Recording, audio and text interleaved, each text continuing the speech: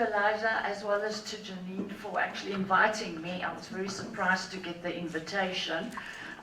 Also a little bit scared because I did the research 2 years ago and I was like, oh hell, I need to dig very deep to go and remind myself of what I did. I'm wearing two hats today. The one is the Gibbs hat because our students was basically the reason for me doing this specific research, and also the UJ hat because the research was done at UJ. So part and parcel, the reason for doing the research is I sit at the other end of the spectrum as most of the speakers in the audience for the last 2 days. I sit with postgraduate students, but I also sit with seasoned or experienced managers. And each time I do orientation or our bit of information literacy, the first question I ask is, in your work environment as well as in your previous studies, where do you go to find information? Everybody has the same answer, Google. And then you start probing them on, do they know what quality of information they are using, etc., etc. And most of the times it's like, no, not actually, we just copy and paste, as the previous speaker mentioned. But apart from that is also, we in a way abdicating our intelligence, our cognitive ability to machines, especially with AI that's coming in. So I'm trying to, the presentation is a blend of both. So I'm not going to bore you with all my research methodology and research design. I'm basically going to take you on a little journey and then present the framework to you. Just 2 disclaimers, please. The first one is I'm not a doom prophet and I don't want to instill any fear within anybody. And the second thing is my presentation is in the format of a formula. So I know there's statisticians and mathematicians in the room. I don't know anything about maths and stats, so it's not the real McCoy, please. But I just thought it's interesting. But before I start, I am going to show you a video from Gert Lonhart. He's also a futurist, and he's actually also a co-signatory of the open letter on IE that was devised by Stephen Hawking and Elon Musk. And now we just better hope and pray this video plays. Once upon a time, business as usual was often good enough. No more. Where we are going, good enough is dead. In a world where everything is connected, where everything is equally excellent, where performance is reaching perfection, there's only one space left to innovate in: you. Right now, you are a central point in the raging tornado of change fueled by digitization, mobilization, augmentation, disintermediation, automation. Well, the list goes on. Science fiction is becoming science fact. Think about self-driving cars or computers that can learn and think. The way we work will never be the same. The skills we need will be dramatically different. Winning or losing are now happening faster than ever before. So what's your response? How will you discover new opportunities in one of the most transformational times in human history? Are you driving change, or are you being driven by it? Disruption has become the new normal. With change, it's always gradually, then suddenly, well, things really have stopped happening gradually. This change is exponential. Everything that used to be dumb and disconnected is now wired and intelligent. Cars, cities, ports, farms, even our bodies will be wired with sensors and will talk to each other. These game changers are also combinatorial. They amplify each other, creating a perfect storm of change. Quantum computing fuels big data. The Internet of Things fuels artificial intelligence and deep learning, which fuels robotics.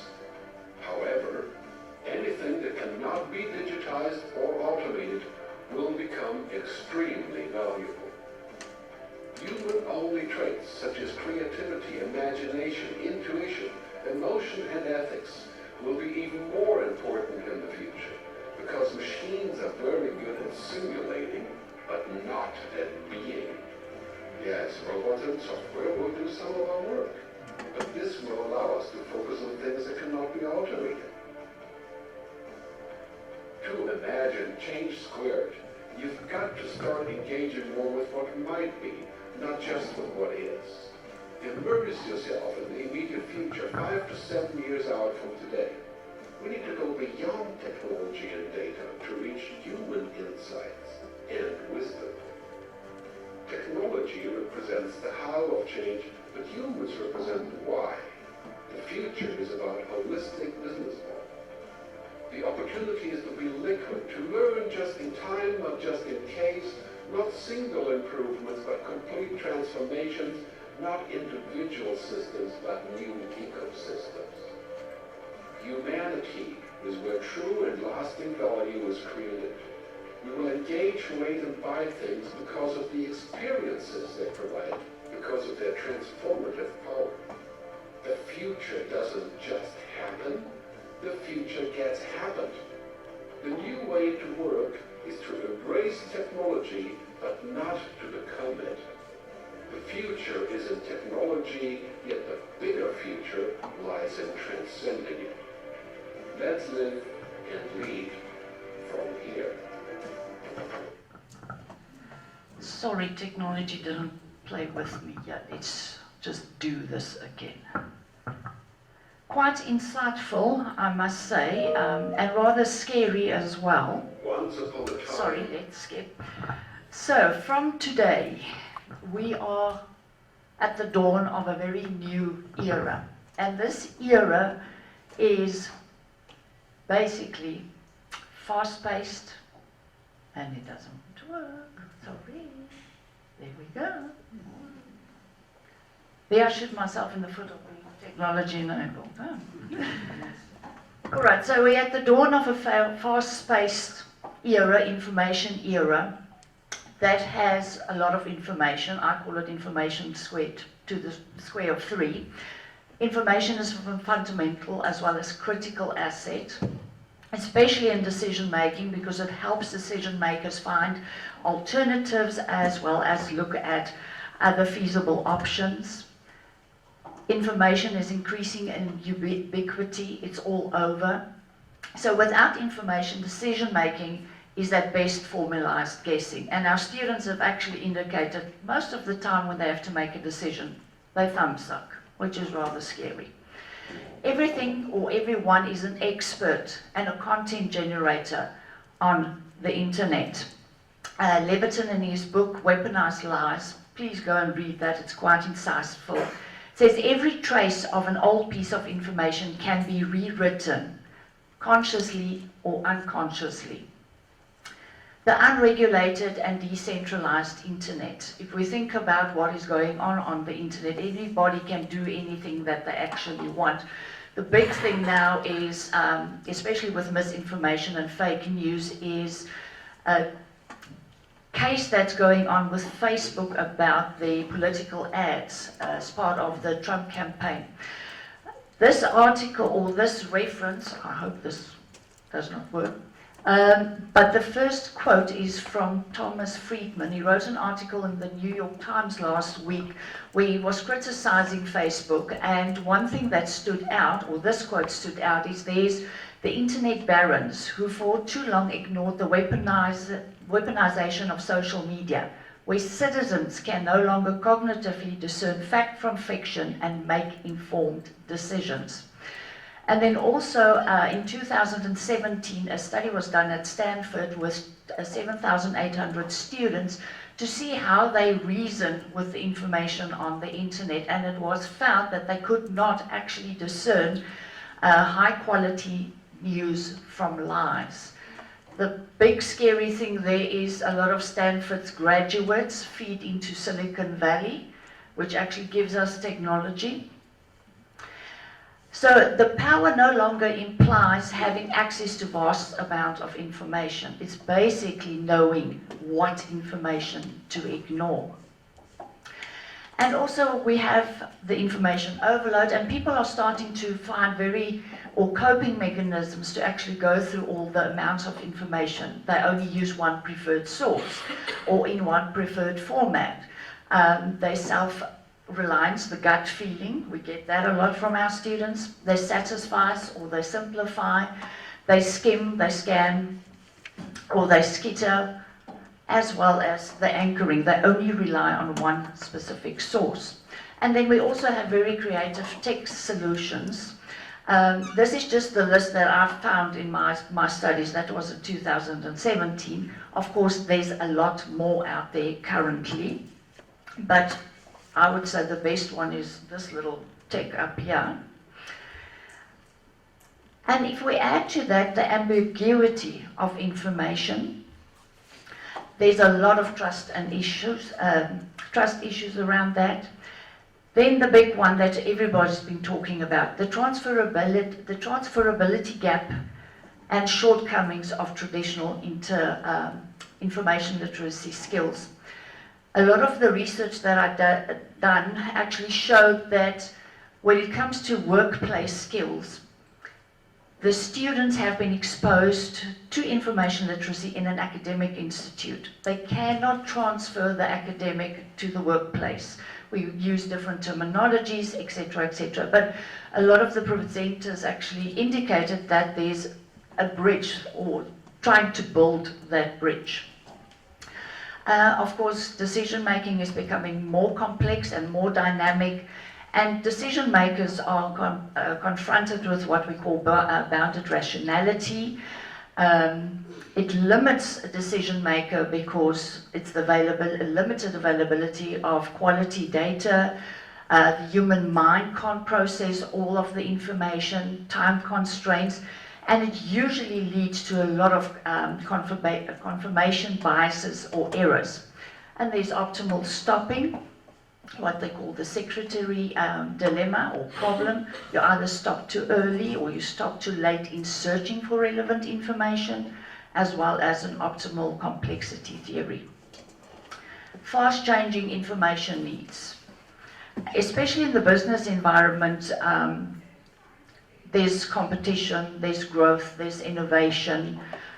People constantly have to evolve themselves, or companies need to constantly evolve themselves to be ahead of the times. Rise of the personalized search engine. This is actually a big problem for our students because it tends to polarize them in the sense that it puts them in a box. It doesn't allow them to think broader, so it builds a profile of you and only gives you what you search, but instead we need to think a little bit broader. Information security, there's information theft, and big data. Stats SA, please don't shoot me. But we found that data actually has a lot of errors in it, and a lot of the time it's not representative of the population of interest, so you will have again a lot of plausibility errors in that. So what does this give us? By the way, it's sifting through all the data that's becoming the bottleneck and not searching. So this gives us a global information ecosystem that basically is a state of disruption, disorder, and distrust.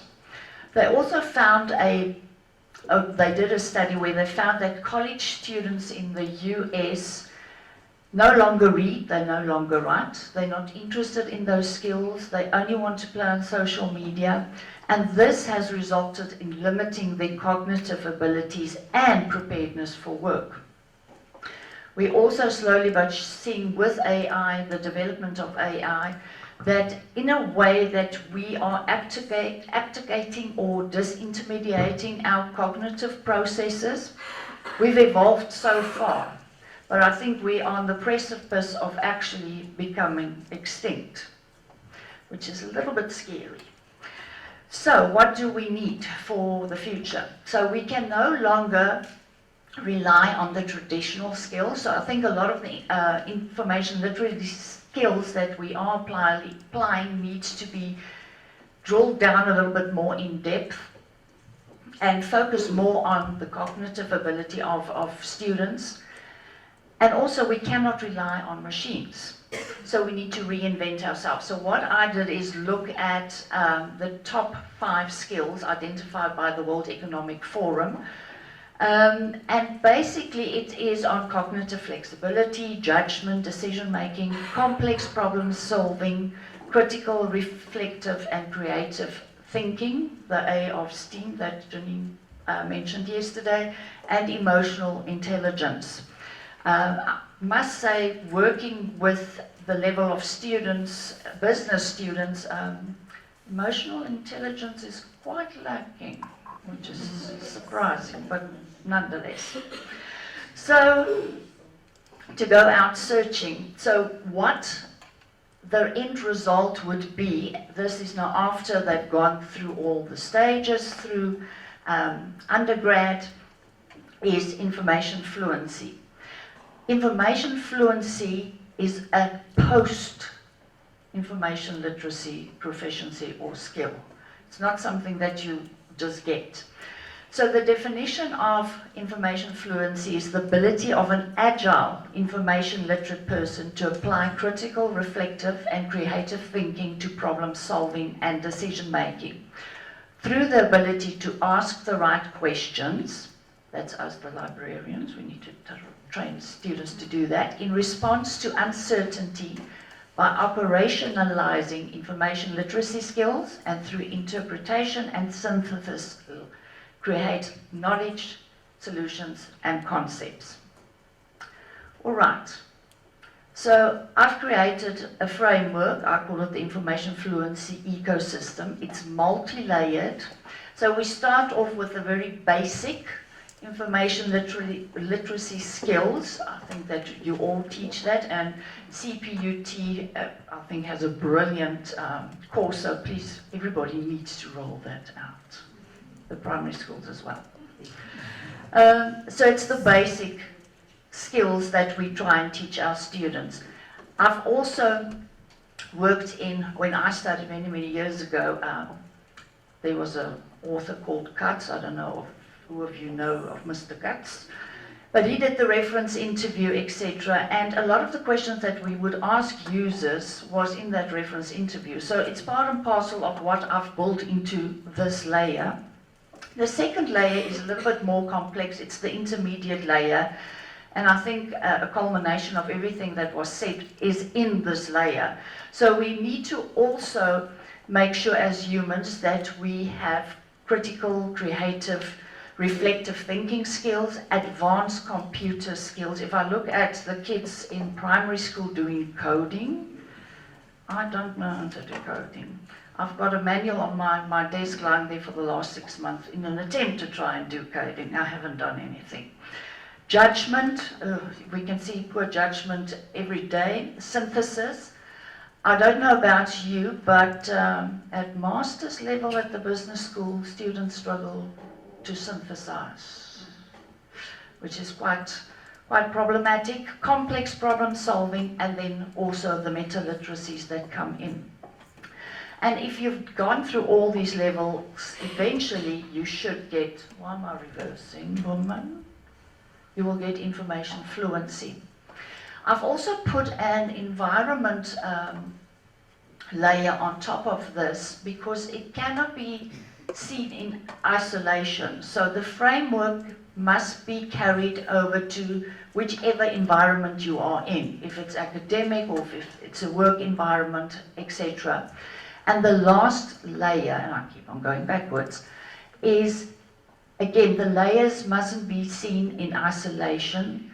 It keeps on moving. So you might use the basic skill in one instance, or you will go to the intermediate level and then to the higher level. And it keeps on changing as your needs change as well. Now, unfortunately, we haven't tested this framework at all. We've only conceptualized it. We haven't put anything in place to test it eventually, like a course. But it would be rather surprising to see if we did actually do a study on this. I must say the majority of the managers I interviewed, they might have a basic or an intermediate level of information literacy. None of them actually the highest level of information literacy. And I think that is that.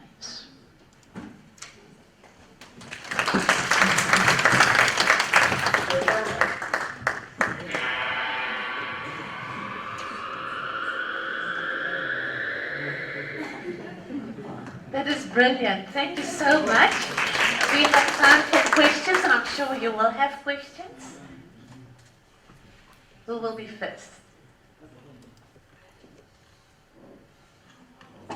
Yes, please go ahead. Beulah, thank you very much. You mentioned about you haven't included it or built it into an actual course yet. So it would be interesting for me to know where would you put it in? Because I think we in our course already we touched on the basics, and then obviously there's that middle layer and then the fluent layer. Where do you see fitting that ecosystem like you showed us now into an existing course that has it? I think to plug it in as is into an existing course will be difficult, especially the intermediate level. And I enjoyed the University of Stellenbosch's presentation about the attributes and competency. I think it's something like that that each of the institutes needs to look at to make sure that we don't just test theory. We need to test these capabilities and competencies as well within the students. Because it's all well and fine, you have the theory in your head when you walk into the workplace, but applying these softer skills is very, very important. And of course, I think getting students just to think is important, and asking the question usually, so what? If somebody tells them something, ask, so what? Don't just lap it up as the truth and the only truth. No.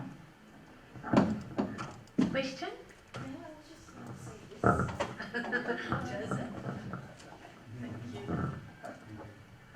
Thank you very much, Beulah, for that thought-provoking presentation.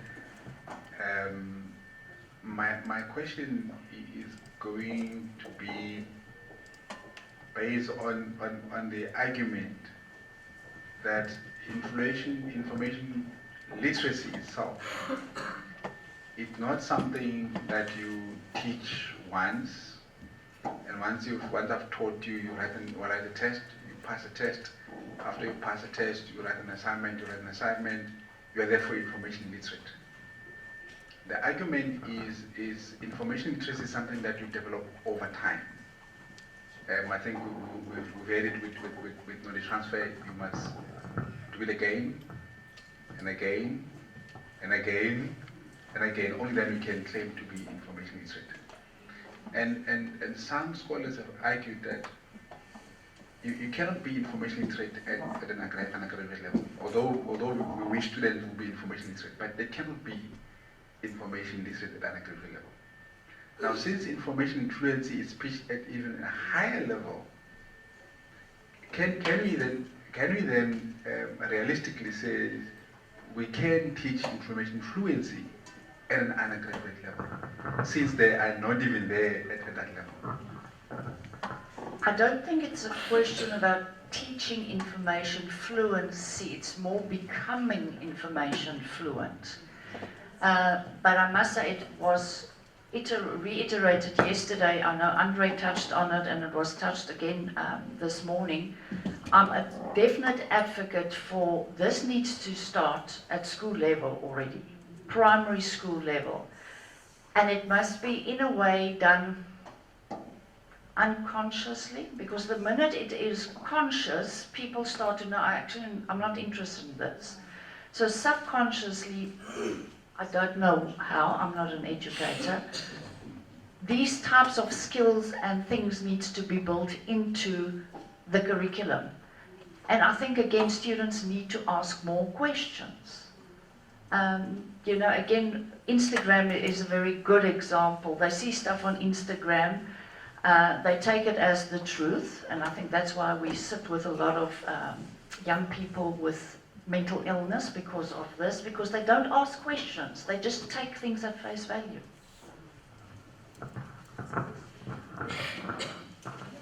So one question and then the next one. There's quite a couple. Okay, we're running out of time. Thank you very much, Beulah.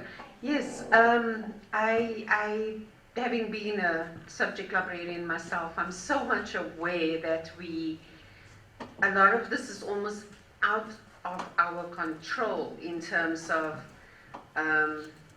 passing on the skill to the student on how to become information literate and following all of those processes.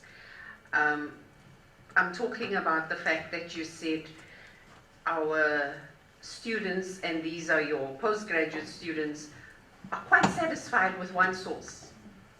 And as the student indicated, he cut and pasted. The lecturer accepted and gave that pass mark. And that is the reality, because we've also got, we've mainstreamed some of our information literacy offerings, and my staff are horrified when they see, because they then come in the tail end to mark the referencing, so they've already seen the marks allocated. And the lecturers accepted all that cut and paste, and it's so clear. So it has to be sort of like a joint effort, and I don't know, easier said than done. So I don't have a question, it was just that comment. It's actually a global issue. It's not just in South Africa, and it's scary. We've got one more question there, or two actually. Yes, we have time for two questions. There's a barrier.